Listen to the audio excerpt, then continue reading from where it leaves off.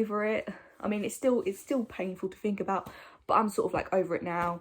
And I thought, why not, you know, just go back to it and give a match review and like player ratings and stuff, because it was a lot to like deal with. And let's just say the performance was not great.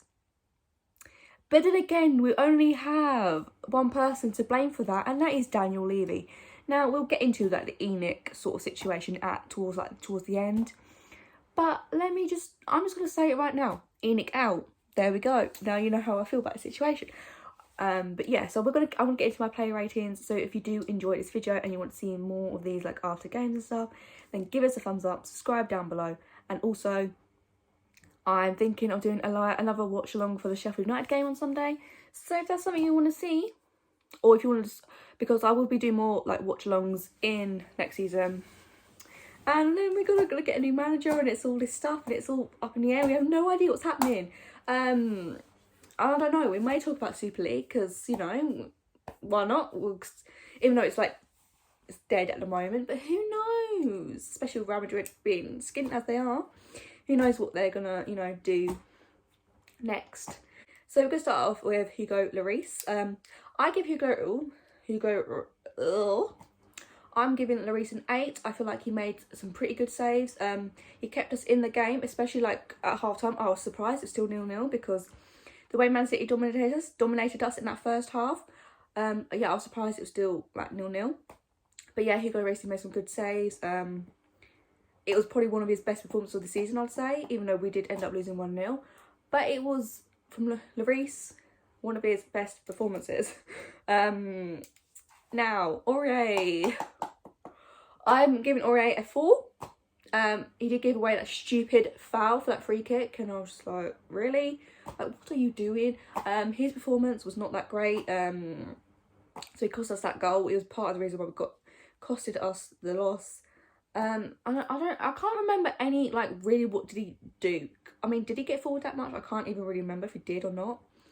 But yeah, it wasn't his best performance, and it just comes down to what we, you know of Aurier, because sometimes he can have a great game, like the Manchester United game, you know, the 6-1. That's how he can perform, but, you know, he can't do it on a consistent basis. And I don't know, I feel like Aurier is a player that needs to be sold in his transfer window, and we'll see what happens. Dyer, Eric Dyer, I gave Dyer a 7. I feel like he made some good blocks, definitely. There was some that was that one block in there that would have been a definite goal if he didn't like block it. He defended quite well, you know. He didn't do anything really wrong. I mean, there was that one misplaced pass which conceded us to like a chance, but other than that, he was pretty solid the whole game, and I felt really sorry for him. You know, that picture of him just standing there and looking at the penalty area, I was like, oh my, like, because Dyer, you know, he has these games where he's like really, really good. Other games not so good, and like there's always that mistake in him, but overall he's always like pretty much solid most of the time. So I just feel sorry for him, and I feel like I like Dyer, but I feel like maybe he does need to go in the summer, like transfer window. But at the moment, I don't know if it's happening, because I haven't heard there's no links of him like moving anywhere, so I don't know if it's happening or not. I guess it depends on like who comes in as manager, and like if they, you know, want him, or if they just, you know, want to send him on. But I swear it wasn't that long ago he signed a new contract, so who knows what's happening with Dyer. But yeah, I gave Dyer a 7. Toby, I also gave him a 7. I feel like Lloris, Toby and Dyer were like probably like the best players on the pitch. Which is funny because our defence was better than our attack, which, you know, comparing our defence to our attack is much, much stronger than our defence. But for some reason, our defence showed up this game, our attack not so much. So yeah, Toby as well, he made some good blocks in there, defended well, he was pretty solid, he didn't do anything wrong. He tried, like, you know, those pings, and they just weren't really quite coming off. But yeah, Toby also gets a 7. Reguilon, I gave him a 4. Now, the start of the season, Reguilon was probably like one of the best left backs in the league, basically. But he didn't get forward too much, and when he did get forward, there was no crosses into the box, you know. Not to make good things from Reguilon, I feel like the performance against Southampton was better than his performance before that, but then this performance, he just went back to how he was like before the Southampton game. And I don't know why that is. I don't know what's going on with Reguilon. It's a bit worrying at the moment because his performance at the start of the season were brilliant, you know. As I said, he was probably like one of the best in the left backs in the league. But for this game, yeah, he gets a 4. Moving on to Højbjerg, I've given him a 5. I feel like there was times where he won the ball back sometimes, and like, but I feel like he couldn't deal like Man City and like the way they're like pressing, and like, so he sort of like stretched a bit, you know. And then there was that chance I just mentioned before where he probably should have had a shot at goal.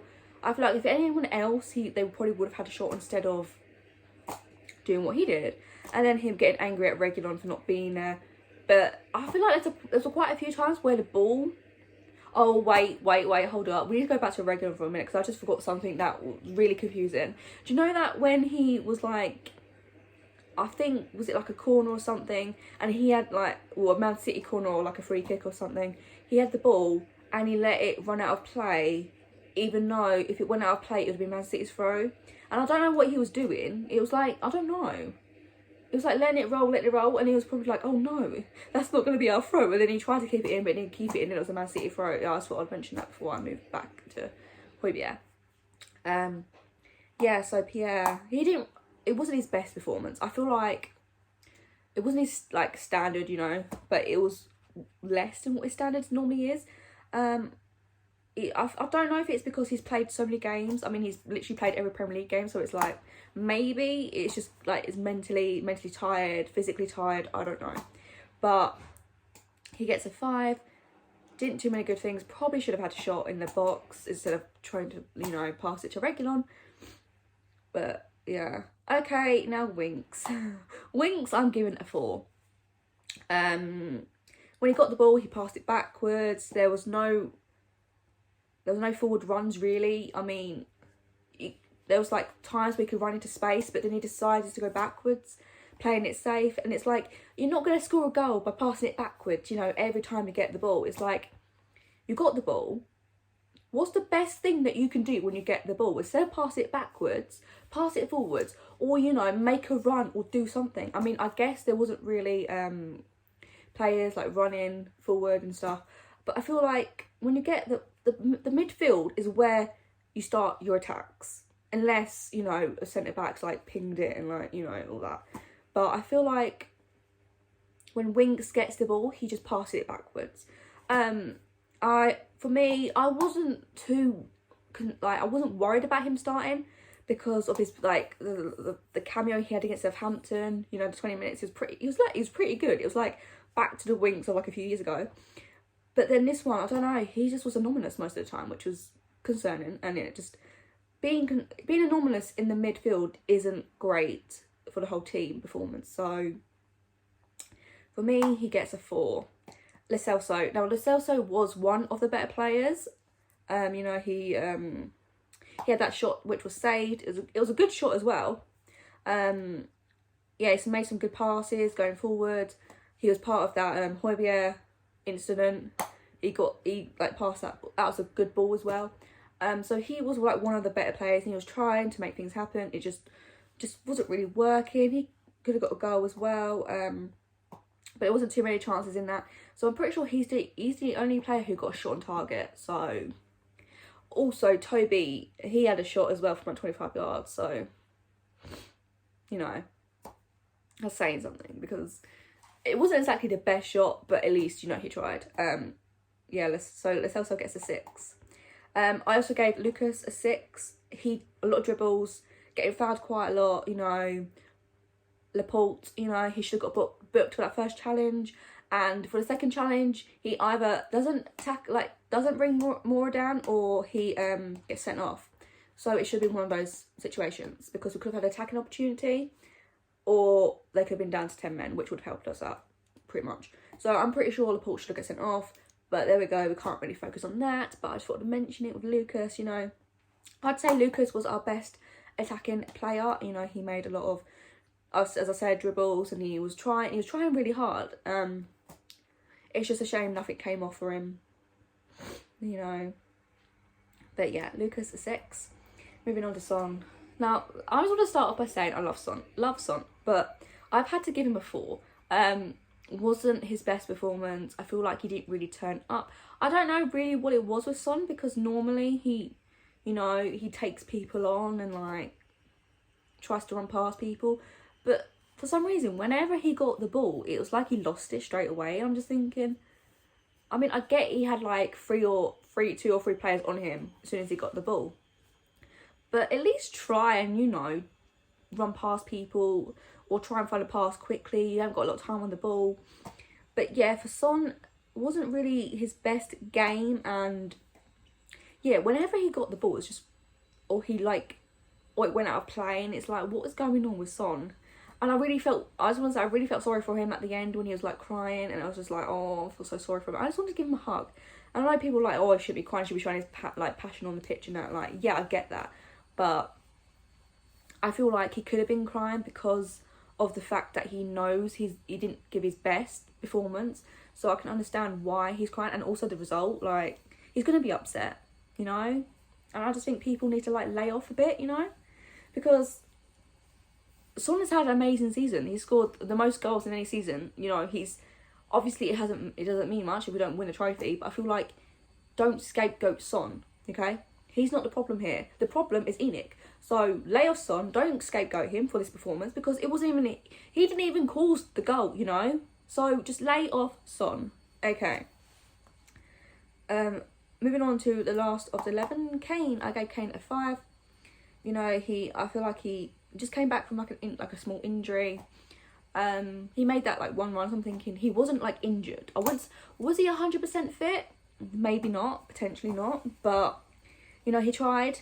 Again, like Lucas, he tried his best. He made a few runs going forward, but nothing really came off. I can assume he was a bit frustrated with like not many chances in that, and him not having a shot, which is surprising. But you know, it is what it is. Yeah, so Kane a 5. I know people could be like, oh, he's gonna be leaving in the summer. To be honest, I have a feeling he's gonna stay in the summer, just because I feel like Daniel Levy is like hard to, and he ain't gonna sell Daniel, and he ain't gonna sell Daniel. I don't know if he's gonna sell himself. No, but I can't see him selling Kane to like a domestic rival, because like, why would you? And I just got to mention this before I go mad. All I keep seeing is Chelsea saying that he's gonna, like, Kane should go to Chelsea. Why would he go to Chelsea?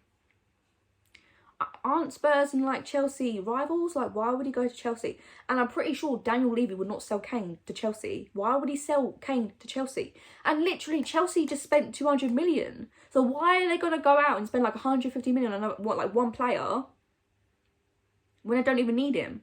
I mean, you got bloody Werner. You just bought Werner. Like, what is going on? It just makes me so annoyed. It's like, you just brought a striker, and now all of a sudden he's not really like, you know, working out. So what, you're gonna sell Werner, or you're gonna keep him? Like, what are you gonna do? You don't even like. And why would he go Chelsea? Please tell me why he's gonna go Chelsea. Like, the only team that makes sense to me is Man City, because you're guaranteed to win the league with Man City, you know?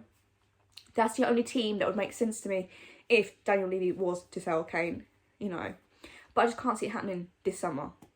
I feel like it's not going to happen this summer. I feel like he'll stay. And also because there's like rumours that Daniel Levy is basing the manager around Kane and like making sure it's someone Kane likes. So why would you be doing that if Kane was leaving in the summer? Why would you make sure Kane likes their manager if he's leaving? It just doesn't make sense to me. And I feel like this has gone into a little rant instead of the actual point of this video. But we're going to move... Right, let's move on to the subs. Just move on to subs, and then we can go into everything else. All right. Sissoko, game of 4. He cost us that goal as well. He didn't jump from the free kick. So we let Laporte have a free header, which, you know, Sissoko. We know this from Sissoko because he's been doing it all season. I mean, at the start of the season, he was good. When we was top of the league and we was having those winning performances like Man City, Arsenal and that, he was good. And then all of a sudden something switched, and I don't know what it was, but he just sort of just didn't do much in games. And I don't know if that was because of Mourinho or just because he doesn't care. I don't know, whatever it is. But for me, Sissoko is a player that needs to go in the summer. Don't get me wrong, I love Sissoko, but I feel like these performances are just, they're always going to be there. And like, I don't know if it's because he doesn't care or if it's just because, I don't even know what it is. But for me, Sissoko, for game was, as soon as he came on, you know the game was over. There was no chance we were going to get a goal. Like, it just didn't work. And then at the same time, Bale came on, I'm also giving a 4. I don't think he really saw the ball anyways. He didn't really influence the game. Not as much as you would hoped him coming on. But I feel like maybe he could have started, I don't know. And then Dele came on. Game was pretty much dead when he came on, so he couldn't really do anything. It was like 10 minutes for the end, so I'm not going to give him a rating. And also Bergwijn, like 3 minutes to the end. Again, game was dead. It wasn't enough time to make an impact. So, yeah. So, Dele and Bergwijn don't get no ratings. Now we're going to move on to Ryan Mason. I feel like he was put into like a tough situation, especially because of Daniel Levy, because he decides to sack Mourinho a week before the cup final, which to me makes no sense. Why would you sack the manager that is so good at cup finals a week before the actual game? Like, you literally hired him to win trophies, and he gets you to a cup final, and then it's like, oh no, sorry, I'm not going to give you that opportunity to win a cup. And it's probably about money. It probably is. It's probably like, oh, if I sack him now, I'll save money. Like, stop thinking about your own pockets and think about the club. The club needs trophies. Okay, the team deserves trophies. We deserve to win trophies. And if you're going to sack our best option of winning a trophy right before the cup final, then you need to get out. Okay. To begin with the starter, I didn't have a problem with it until I was thinking, in hindsight, it probably wasn't the best idea to start Winks. Maybe Ndombele would have been a better choice, you know, but we know this. The subs, they pretty much seem like Daniel Levy subs, you know, subs that he would want to. So I don't know if he had any influence on the subs at all. I mean, I wouldn't surprise me if he did. However, I don't put the blame on Ryan Mason because he's not a manager, and the situation Daniel Levy's put him in is so tough. And he doesn't deserve to be in this sort of situation, to deal with all this crap and stuff. And I think we need to stop blaming managers, because it is the same players that are letting us down. Okay? It's the players. Some of these players just need to go, and I'm sorry, but we cannot keep blaming the manager for these performances, because it showed. Even, like, you can't, like, without Mourinho, it was sort of a Mourinho-like performance. But you can't blame this on Mourinho because he's not the manager anymore. You know, you've got to start blaming the players. I feel like Mourinho was scapegoated most of the time.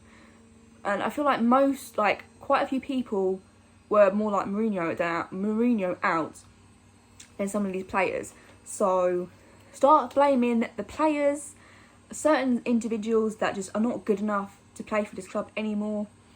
We need that rebuild. We needed it 3 years ago, back when Poch was in charge. And instead of sacking him, you should have given him that rebuild, because I feel like if he gave Poch that rebuild, we would have been in a different situation than we are in now.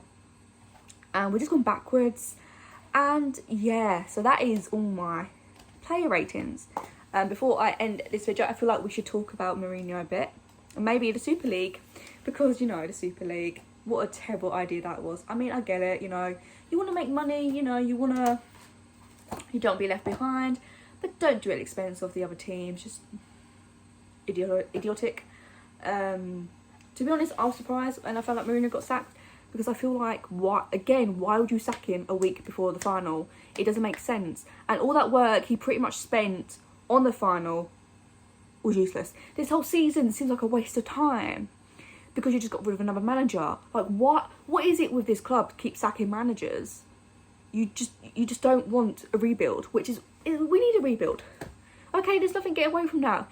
There's no quick fix. There's no you know, easy way to make this team better. You need that rebuild. And if you don't get that rebuild, then we're never going to go anywhere. We're literally going to be where we are now, and we'll probably get even worse. So, ENIC out, obviously. I feel like most Tottenham fans ENIC out at the moment. Like, and we need to keep fighting that, because clearly they're not the right people for this job. It's been 20 years, one trophy, that's not good enough. Not good enough whatsoever. So ENIC out. And I feel like I've been ranting quite a lot this video, and I apologise for that, well, kind of. But anyway, so there goes my player ratings. I really do hope you enjoyed my video. If you did, you know what to do. Thumbs up, subscribe down below, and also comment below if you agree with me, or if you have different player ratings. Let me know in the comments what your player ratings were. And also, who do you think our next manager is going to be, and who do you hope it's going to be? I feel like Ten Hag is probably the most #1 choice at the moment. So yeah, I'm gonna go with him because I feel like he's the best of the options that we're having. If it's Gareth Southgate, yeah, I can't even think about it being Gareth Southgate. Look, just stay England manager, Gareth Southgate, okay? Please don't come to Tottenham. Don't. You know, you don't want to come to Tottenham. I mean, imagine that. Oh God, my worst nightmare. So I beg you, just, you know, stay in the England job. You know, that you're good at that, okay? But coming to Tottenham, no. Yeah. It's a shame it could have been Nagelsmann, but I don't blame him for not wanting to come to Tottenham because, you know, we're in a mess. We're a mess. Yeah. But yeah, I will see you guys very, very soon with another video. Bye.